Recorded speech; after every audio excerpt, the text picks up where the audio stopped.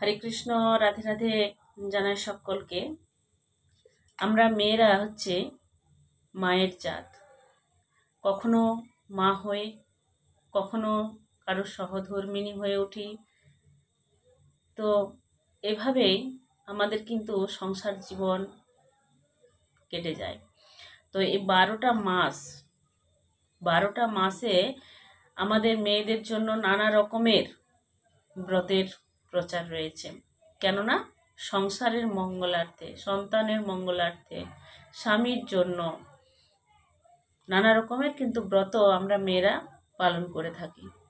তো মেয়েদের এই 12 মাসের মধ্যে সবথেকে যেটা গুরুত্বপূর্ণ, প্রতিনিয়ত যেটা সবথেকে গুরুত্বপূর্ণ, সেটাই আজকে আমি আপনাদের সামনে আলোচনা করব। তো যদি ভালো লেগে থাকে তাহলে সকলকে বলবো একটা কমেন্ট, লাইক এবং শেয়ার অবশ্যই করবেন। আর যদি নতুন কেউ দেখে থাকেন অবশ্যই আমার চ্যানেলটি সাবস্ক্রাইব করে পাশে থাকবেন। তো সবথেকে গুরুত্বপূর্ণ বিষয় হচ্ছে আমাদের প্রতিনিয়ত নিত্যদিনের যেটা কর্ম, 12 মাসের নিত্যদিনের কর্ম। উপবাস তো ধরুন না মাসে মাসে একটা করে আসে, একটা দুটো তিনটে মাসে মাসে আসে, কিন্তু নিত্য কর্মটা আমাদের চিত্ত শুদ্ধিকর। সবার আগে নিত্য কর্মটা আগে বেছে নিতে হবে। তার নিত্য কর্মের মধ্যে আমাদের কি পড়ে? ভোরবেলা থেকে শুরু হয়ে যায় আমাদের এই নিত্যকর্ম। সবার আগে আমরা কিন্তু ভোরবেলায় উঠে ধৌত বস্ত্র পরে তুলসী তলায় কি করি?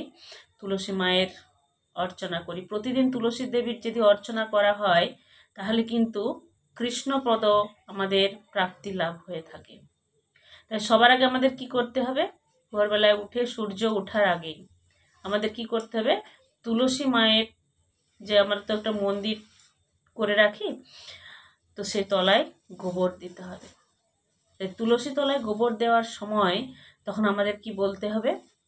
বড়ি তুলসী চড়ি তুলসী করলাম তুলসী সার, গোবর দিলে তুলসী তলায় জন্ম হয় না আর। এটা কিন্তু সূর্য ওঠার আগে 3 বার বলতে বলতে তুলসী মায়ের তলায় গোবর দিয়ে লাতা দেবেন। তারপর স্নান টান সারার পরে কি করি? আমরা তুলসী মায়ের গড়ায় জল ঢালি বা জল দান করি। তখন আমরা কি বলবো? তুলসী তুলসী নারায়ণ, তুমি তুলসী বৃন্দাবন, তোমার শিরে ঢালি জল, অন্তিমকালে দিও স্থল। তারপরও আবার বলতে পারেন, জল শুদ্ধ স্থল শুদ্ধ, শুদ্ধ হাতের নুড়ো, একতলা মৃত্তিকা শুদ্ধ, বৃন্দাবনী জুড়লো। এটাও কিন্তু 3 বার বলতে বলতে মা তুলসী গাছের গোড়ায় জল নিবেদন করবেন। তারপর প্রণাম মন্ত্রটা করবেন। প্রণাম মন্ত্রটা হচ্ছে, তুলসী তুলসী মাধবীলতা, কহ তুলসী কৃষ্ণ কথা, কৃষ্ণ কথা শুনিলে কানে, দ্বাদশ প্রণাম তোমার চরণে। এটাও কিন্তু 3 বার বলবেন। তারপর আমরা তুলসী পাতা তো তুলেই থাকি। তুলসী পাতা ছাড়া আমরা ভগবানের কোনো কর্মটাই করতে পারবো না। আর যখন আমরা তুলসী পাতাটা তুলবো তখন কি মন্ত্রটা বলবো?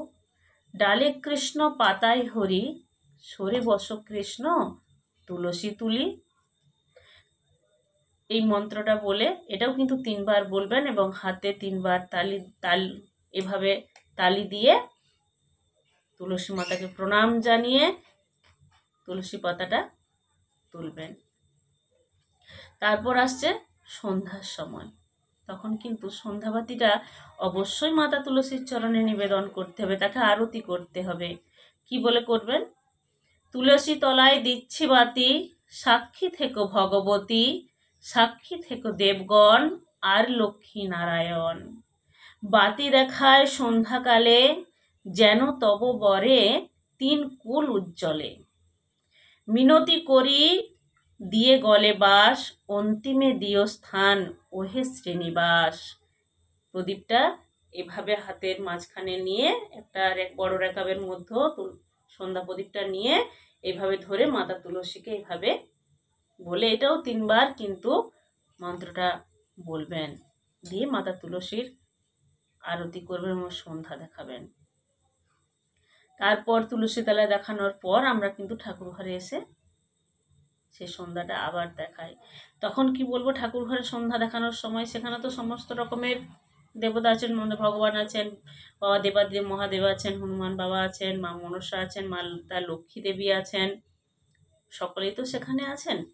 তখন কি বলবেন ঠাকুর ঘরে সন্ধ্যা দেখানোর সময়, সান সন্ধ্যা পবনবাতি সন্ধ্যাল বসুমতী, সান সন্ধ্যা আগমন সন্ধ্যাল নারায়ণ। এটাও কিন্তু 3 বার বলতে বলতে এইভাবেই ভগবানের চরণে সন্ধ্যা নিবেদন করবেন। সকলকে জানাই হরে কৃষ্ণ, রাধে রাধে। আর গুরুমন্ত্র তো জপ করতেই হবে, সেটা অবশ্যই করবেন। আর সব সময় একটাই নাম ভগবান বিলিয়ে দিয়ে গেছেন আমাদের মাঝখানে, হরে কৃষ্ণ কৃষ্ণ কৃষ্ণ হরে হরে, হরে রাম রাম রাম হরে হরে। এটা যেমন জিহা আমাদের কথা সবসময় লালন চালন করাচ্ছে, এটা কিন্তু অন্তরে ভিতরের মাঝখানে সবসময় এই নামটা যেন জপ করা হয়। সকলকে জানাই হরে কৃষ্ণ, রাধে রাধে। যদি ভালো লাগে অবশ্যই শেয়ার করবেন, আর নতুনদেরকে বলছি সাবস্ক্রাইব করে আমার পাশে অবশ্যই একটু সহযোগিতার হাত বাড়িয়ে সাহায্য করবেন। হরি বল।